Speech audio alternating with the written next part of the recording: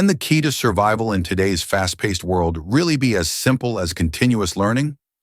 Edward D. Hess posits that you can and that you absolutely should if you want to succeed in today's competitive business world. This book affirms that lifelong learning is the key to future success and outlines Hess's tips for cultivating a love of learning. Summary of Learn or Die by Edward D. Hess. Introduction. When I was a kid, my local TV station had a segment called Never Stop Learning. It was meant to highlight the power of learning and growth in our community and to remind us all that we don't stop learning when we leave school. Because sadly, that's what many people think. Thanks to the lifelong pressure to absorb new information and regurgitate it on a test, many people associate learning with drudgery, or at best, they consider it a necessary evil. As a result, the desire to grow up and leave school is often synonymous with a desire to stop learning new information. However, the author acknowledges that this is a gross misunderstanding. Our education system might have stolen the fun of learning or turned it into a chore, but at the core, learning is both fun and vital for survival. In fact, the author observes that, from an evolutionary perspective, when we stop learning, we literally die. And the same is true for our success in the personal and professional spheres. We can't hope to succeed in any area of life if we're unwilling to learn new things. That's why, over the course of this summary, we're going to learn about learning. Chapter 1. Why learning is essential for survival. If primitive human beings had refused to learn, we probably would have been extinct a long time ago. Just imagine what would have happened if we had continued to play with fire after getting burned, or attempted to play with dangerous animals like wolves and woolly mammoths. What if, despite being badly burned or bitten, we continued to say, "Yeah, that happened, but surely it will be different this time"? If we had done so, the human race would have been very short-lived indeed. But thankfully, we didn't do that. Instead, we learned from our mistakes. We learned to identify and protect ourselves from danger. We learned how to hunt for food. We learned how to build shelters and stay safe. We learned to invent things that would make our lives easier. And as we learned, human civilization evolved. We created languages and alphabets and learned to express ourselves through the written word. We founded institutions of learning and made education mandatory for everyone. And through the years, we've learned more and more, with each generation growing smarter, better, and more evolved than the next. We've learned about how the world works. We've learned about matters of the heart. We've learned how to conduct ourselves and how to be considerate of others.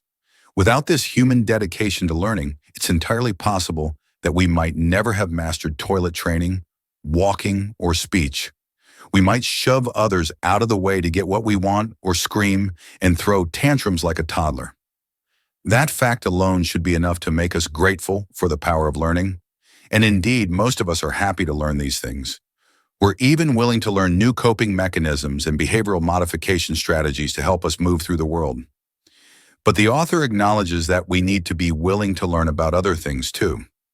For example, sometimes we need to learn to think outside the box. This is often more easily said than done because we spend the first 18 years of our lives learning to conform to society. We learn, for example, to be quiet and respectful of others when they are speaking. We learn not to be know-it-alls or show-offs or tattletales. And as a result of this teaching, we often allow our ideas and accomplishments to take a back seat to those of others. But the author observes that sometimes this can harm us, because although it's important to be respectful and kind and to know when to be quiet, it's also important to know when to speak up. In other words, we have to know when to go with the flow and when to challenge the status quo.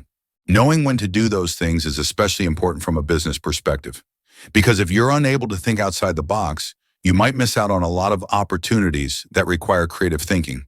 For example, let's say that your company is trying to come up with a product that will be the next big thing.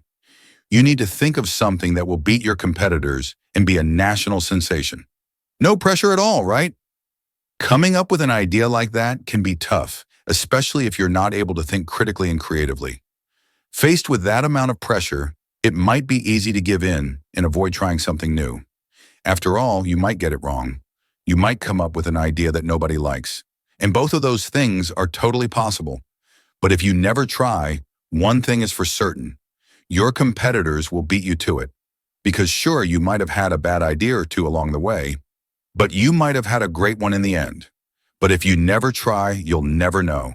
And you'll always be beaten by the people who do keep trying, who aren't afraid of failure, and who push on to develop those awesome ideas. So, in the end, your business will likely become obsolete. No one wants that. And that's why the author argues that our mindsets need an update. If we want to survive in the ever-changing business world, our thought processes will need a complete overhaul.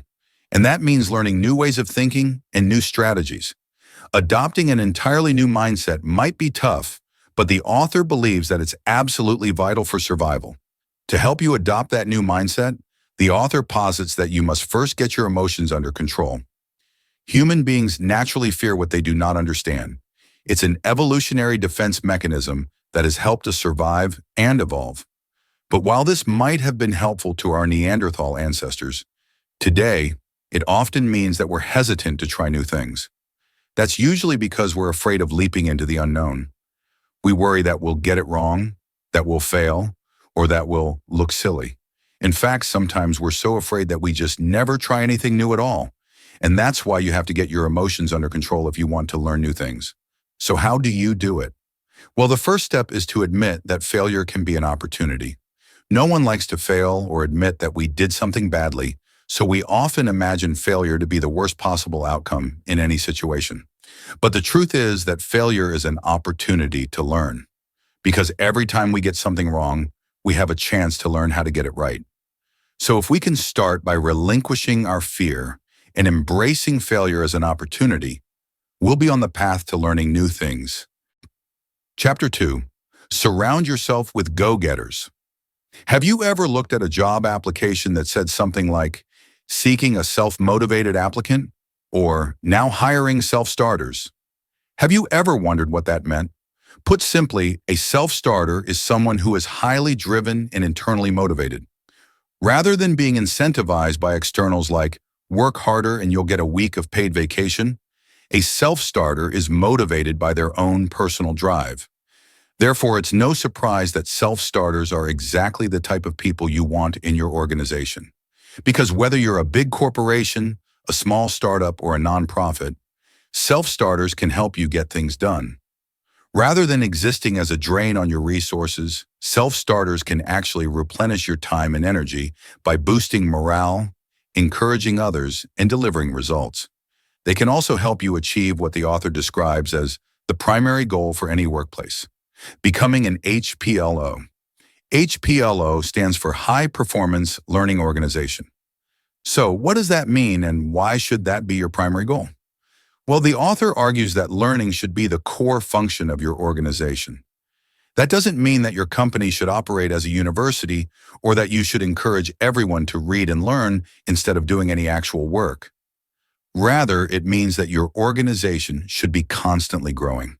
Instead of prioritizing tradition or a "we've always done it this way" attitude, your goal should be to learn the best and most effective ways to carry out your tasks. So that means that every single employee should be ready to speak up, take risks, and try new ideas. Self-starters can help you cultivate this company culture because they're naturally driven to do all of those things. Rather than being motivated by perks of the job, getting away with the bare minimum, or earning their supervisor's approval, a self-starter is motivated by their inherent desire to be their best self. And because they want to grow and develop, they're automatically motivated by a desire to learn. A self-starter understands that you can never improve without learning, so they'll approach every situation with the mindset that failure is a learning opportunity and problems are a chance to overcome new obstacles. As a result, self-starters are often positive and friendly people who inspire others with their outlook on life. Who wouldn't want to work with someone like that? So if you want your organization to become an HPLO, you'll have to start by staffing it with the right type of people. That means you need self-starters or internally motivated people. So if you can find the right employees, you'll be well on your way to creating a company culture that encourages learning and growth above all. Chapter 3. Cultivate psychological safety. If people are going to learn and grow, then they need a safe environment in which to do so. And that means starting with a workplace that's grounded in psychological safety practices. But what does psychological safety mean, and how does it function in your workplace? The simplest definition is that psychological safety is exactly what it sounds like. It means that your workplace feels safe to everyone who works there. In practice, this might mean that people feel safe to speak up about their ideas or make suggestions. They might feel free to deliver presentations or advocate for themselves without fearing the mockery of their colleagues. They would feel comfortable discussing mental health struggles or family emergencies because they know that their employers would treat these concerns with respect and dignity. In short, all of these examples are indicative of one core quality, safety. And from these examples, we can see that safety is integral for growth. After all, it's easy to see that people will struggle to learn in an environment where they're simply fighting to survive. So if you really want to encourage learning in your workplace, make sure you create a company culture that reflects these values. And a big part of that is embracing failure. As we discussed in the previous chapters, failure is, above all, a learning opportunity. But if people are mocked or belittled for their failures, they will not only feel unsafe, they will come to dread any moment of imperfection. And since no one is ever perfect, that means your employees will live in a state of fear and dread. So if you want to eliminate that atmosphere, make sure that your employees feel free to try new things. In fact, you might even want to encourage them to fail and reflect on the lessons they've learned from their foray into something new. Of course, that doesn't mean that you want your team to be slackers or that you want them to be comfortable with shoddy work. But it does mean that you're communicating the message we discussed earlier, that failure is a learning opportunity. And by removing the pressure to be perfect, you're creating an environment that is truly devoted to learning. So lead by example and show your employees that we are all learning all the time. No one knows everything and no one gets it right all the time.